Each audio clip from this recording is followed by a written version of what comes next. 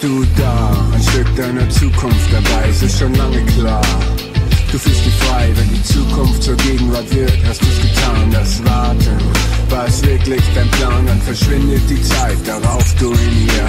Wolken schlagen Salti, du bist nicht mehr bei dir. Die Zeit kehrt zurück und nimmt sich mehr von sich. In ihr bist du schneller, denn wer bewegt dich? Ein Moment ist die Tat, die du tust, Augenblick. Denn ein Auge erblickt, was du tust und erschrickt vor dem Ding, das du kennst, weil es immer da war. Die Musik ist aus und ist immer noch da. Hast du das gewollt? Hast du Angst zu Beginn? Doch jetzt ist alles anders, denn wir sind mittendrin. Es dreht sich nur um uns und es ist nichts wie bisher. Und es macht uns zu Brüdern mit dem Tag am Meer.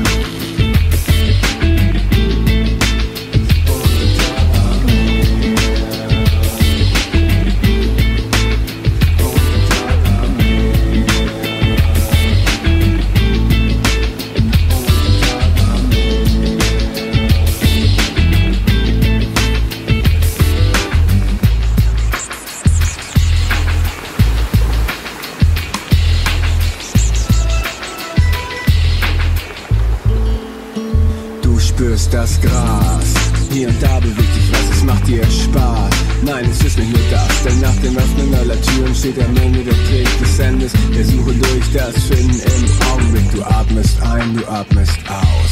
Dieser Körper ist ein Haus und daran kennst du dich aus. Du lebst, du bist am Leben und das wird dir bewusst. Ohne nachzudenken, nur aufgrund der eigenen Lebenslust. Das Gefühl, das du fühlst, sagt dir, es ist soweit. Und es ändern sich Zustand, der Raum und die Zeit. Der Verstand kehrt zurück, doch du setzt ihn nicht ein. Jeder Schritt neues Land, wird es immer so sein? Du spürst die Lebensenergie, die durch dich durchfließt. Das Leben ging noch nie in Harmonie und genießt. Es gibt nichts zu verbessern, nichts, was noch besser wäre, außer dir im Jetzt zu hier und dem Tag am Meer.